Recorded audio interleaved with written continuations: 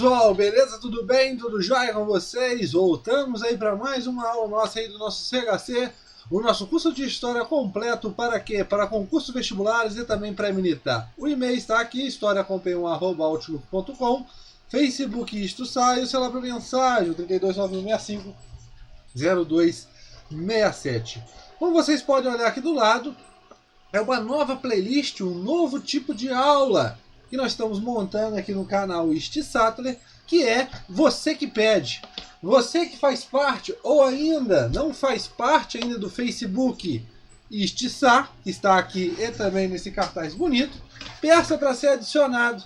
Lá eu vou estar postando uma imagem, eu apontando o dedo e vou selecionar de 2 a 3 temas que vocês querem. Tranquilo? E o tema que o pessoal pediu no Você que Pede é período regencial. Alguns alunos têm algumas dúvidas ainda sobre período regencial. Então, nessas duas aulas, porque essa e mais uma, eu vou estar falando sobre período regencial, parte 1. Tranquilo? Período regencial. Vamos lá, galera. É um período agitado. Ou seja, o que nós observamos aqui, pessoal? O período regencial é um período na história do Brasil onde quase que o Brasil se transforma em vários países, né? E esses países, só um pouquinho, galera, continuando, porque eu pensei que tinha passado um carro, mas não passou.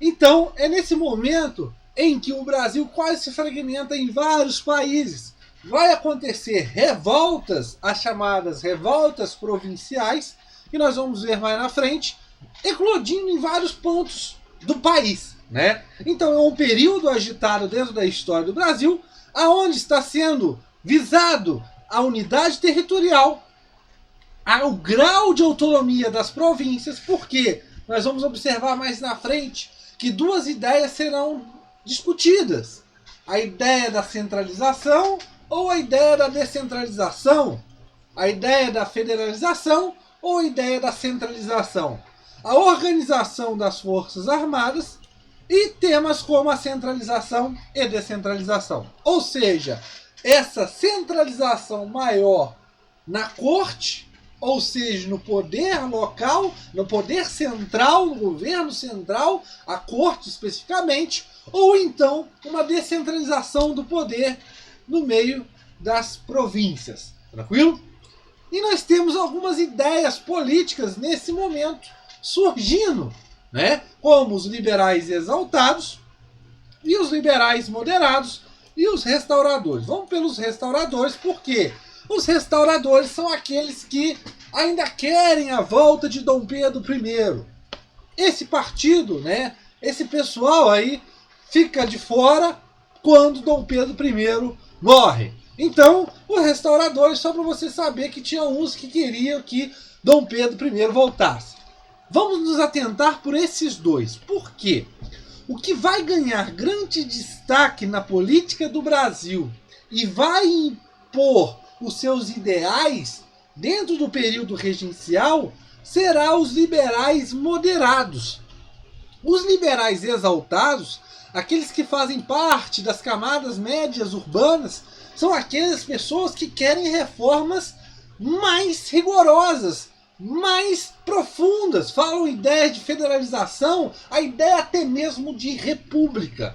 Aí nós temos nomes como, por exemplo, Cipriano Barata, né? E os liberais moderados são mais os proprietários rurais, escravistas, comerciantes, grandes comerciantes, que querem mudanças, mas mudanças não tão radicais. Tranquilo, pessoal? Por quê? Nós observaremos que lá na Regência Una, nós teremos o quê? A eleição, né? Duas pessoas concorrendo ao cargo de regente, que vai ser o Padre Feijó e o Cavalcante Albuquerque. Que nós vamos observar o quê? Que esses dois caras são pertencentes a quem?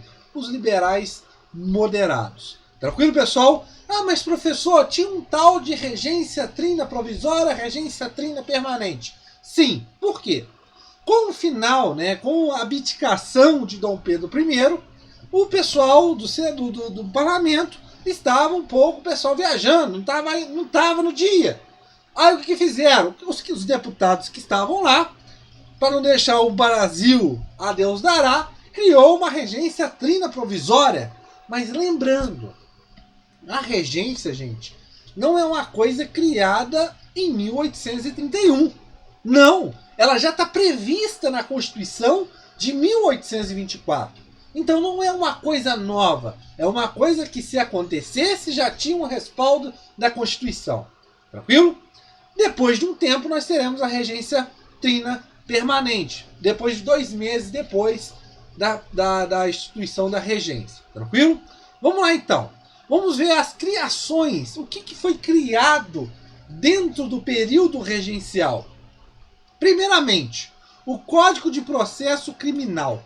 Pessoal, o Código de Processo Criminal vai ser interessante porque dar maiores poderes ao juiz de paz. O juiz de paz já era eleito, nomeado, desde o governo de Dom Pedro I. Aqui continua. O que vai acontecer aqui vai aumentar os poderes desse juiz de paz. Ou seja, ele vai poder prender e julgar pequenas infrações. Ou seja, alguma coisa local pode ser feita. Tranquilo? Também tem a instituição do júri que vai ser criado para julgar crimes, diversos crimes, e também o direito de habeas corpus, que atenta à sua liberdade. Outra coisa que vai ser criada, a Guarda Nacional. É para organizar um corpo armado para manter a boa ordem. Ou seja, gente, a ideia da Guarda Nacional se espelhava lá na Guarda Francesa, mas com ideia aqui de quê?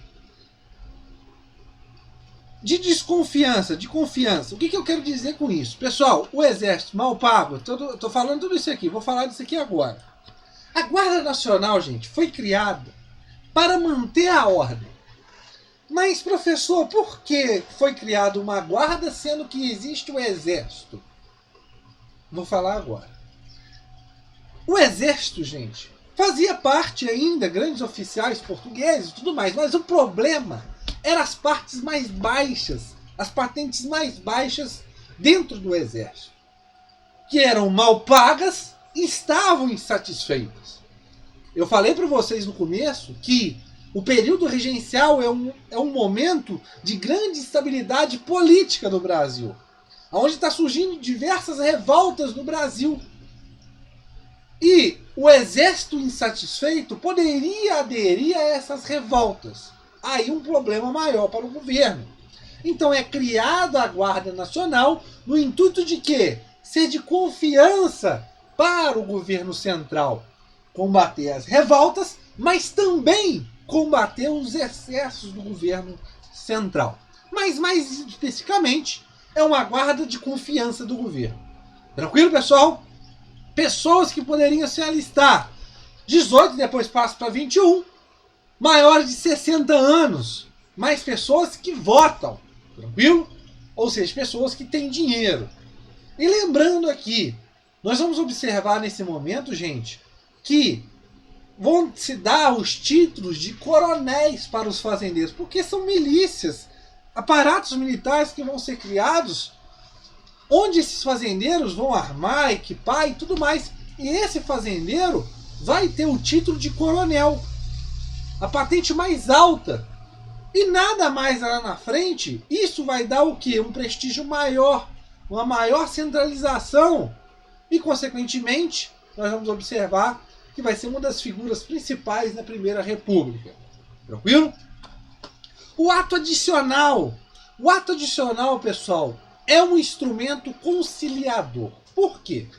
Como eu falei para vocês, estava em pauta duas ideias. A centralização e a descentralização. Para não cair numa revolta, num conflito maior, o ato adicional sai com o intuito de rever a Constituição para atender os dois lados. Vamos observar. O poder moderador fica exclusivo de quem? Só do imperador. Ou seja, os regentes não podem usar o poder moderador.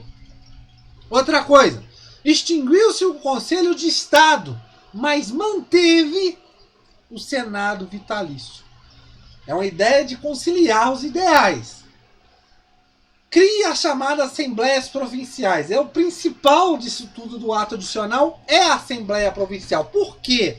Ela dá uma maior autonomia administrativa para as províncias. Então, o que nós observamos aqui, principalmente no ato adicional, é um avanço liberal. Porque ela vai dar uma maior autonomia para essas províncias. Para quê?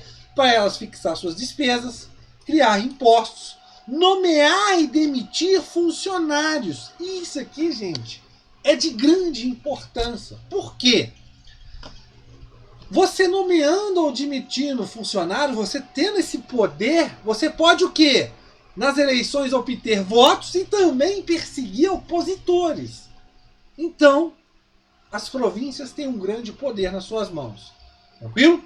Mas só que a eleição, a nomeação do presidente da província continua ainda pelo governo central. Então, como vocês podem observar, são medidas conciliadoras.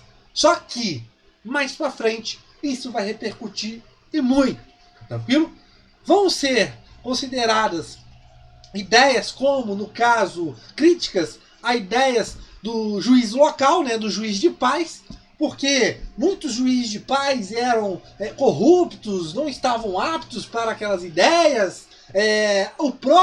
A ideia da Guarda Nacional também, você vai ter as patentes mais baixas, vão ter pouca civilidade na elevação, né, de pular de um lugar para o outro, de subir dentro do cargo. Então você vai ter críticas, até mesmo do ato adicional. Tranquilo, pessoal? Continuando. Vamos falar da regência Unas, onde primeiramente nós temos Feijó e depois Araújo Lima. Feijó, gente, vai se candidatar à regência ao lado de um moderado também, chamado Antônio Francisco Cavalcante, que, dentro dessa eleição, Feijó sai vitorioso. Mas não com uma ampla quantidade de votos, foi mínima. Feijó sai vitorioso.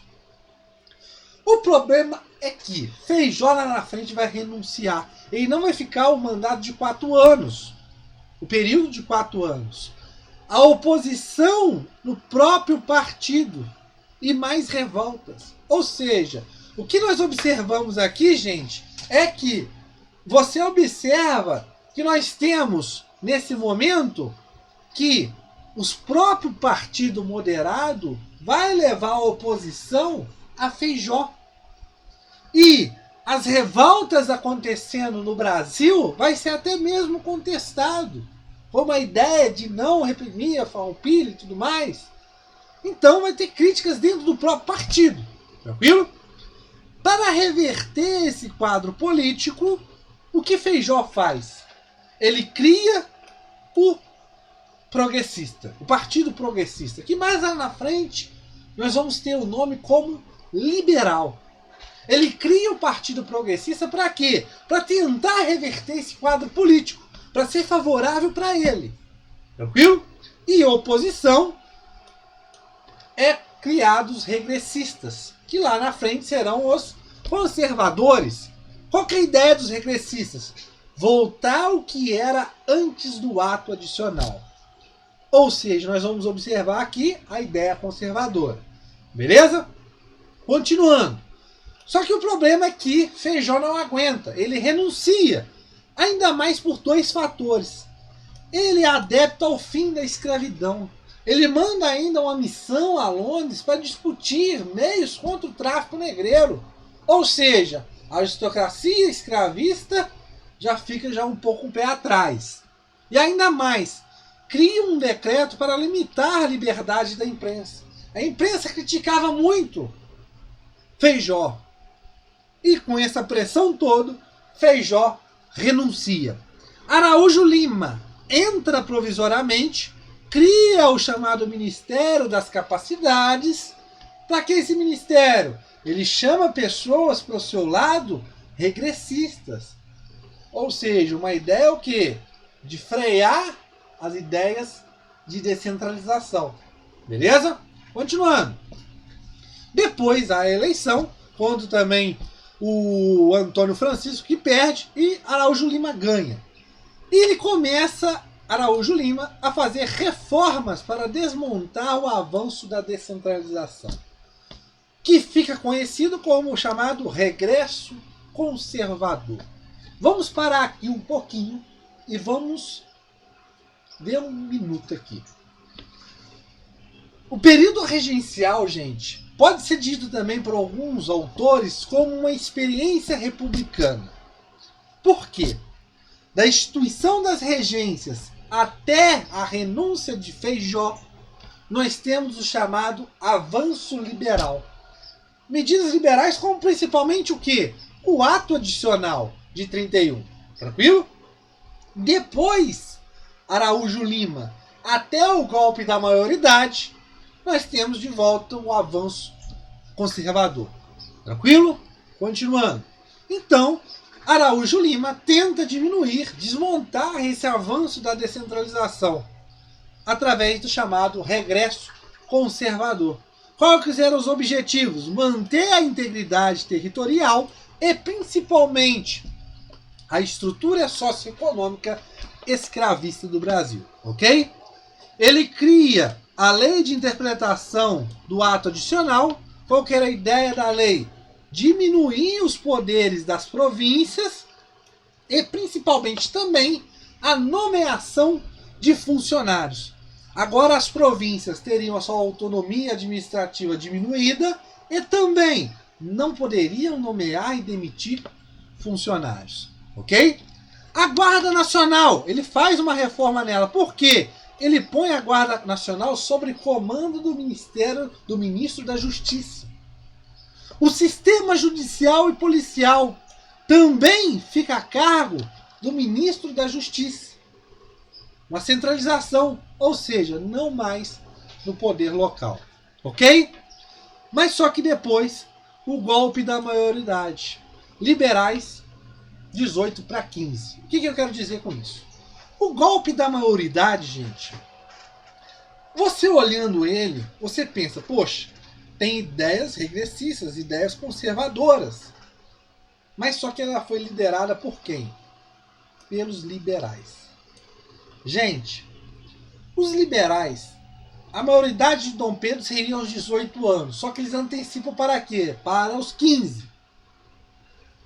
Os liberais, vendo esse avanço conservador, o governo estando nas mãos dos conservadores, eles apoiam o golpe da maioridade. Para quê? Para que lá na frente eles pudessem ascender no governo, para impedir esse avanço conservador. Tranquilo, pessoal? Aqui chega o fim do aula de período regencial parte 1.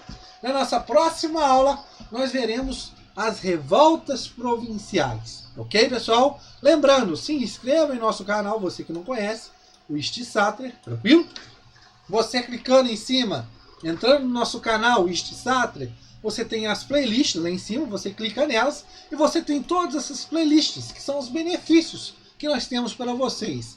Desde o pré-militar, resumão, dicas de provas, ESA e SPSEX, Colégio Naval e também concurso como PM São Paulo, PM Pernambuco, PM Bahia, que não está aí, Bombeiro, MG e entre outros que eu vou criar.